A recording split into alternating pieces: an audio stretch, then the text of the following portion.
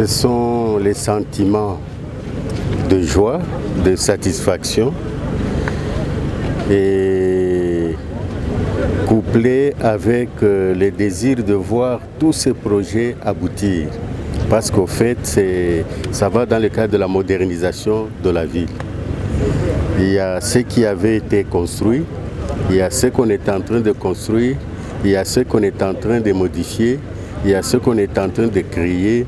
C'est ça, au fait, la transformation d'une ville. Et nous pensons que d'ici 10 ans, 15 ans, on va noter ces transformations-là comme actes positifs amenés à la ville à travers le bourgmestre les plus dynamiques, parmi lesquels l'un d'entre eux, ou le premier d'entre eux, celui de Chittourou, qui se distingue par des œuvres tout à fait grandioses et innombrables. Je sais qu'il faut voir d'abord deux aspects. Le premier aspect, c'est que la population a soif de voir les développements se faire et s'achever le même jour, ce qui est difficile à réaliser, parce que même Dieu lui-même, le plus grand, l'a fait en 7 jours. Et nous, les humains, on le ferait en combien d'années? Mais ce qui est vrai, c'est que la commune de Chittourou se transforme.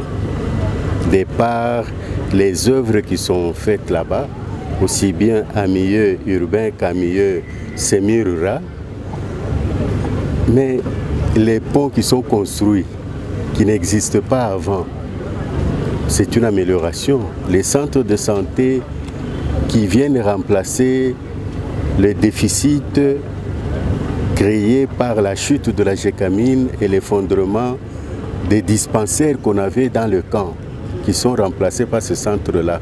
C'est beaucoup de choses. Il y en a même d'ailleurs qui vont jusqu'à dire que pourquoi construire le centre de Ngouya? Il fallait le mettre peut-être à la place des Dako. Donc, ça signifie qu'il y a beaucoup de choses qui sont faites. Il faut donner le temps au temps et surtout apprécier les œuvres faites par les autres. N'attendez pas seulement qu'on vous apprécie, vous, alors que vous ne faites rien. Appréciez ceux qui font quelque chose.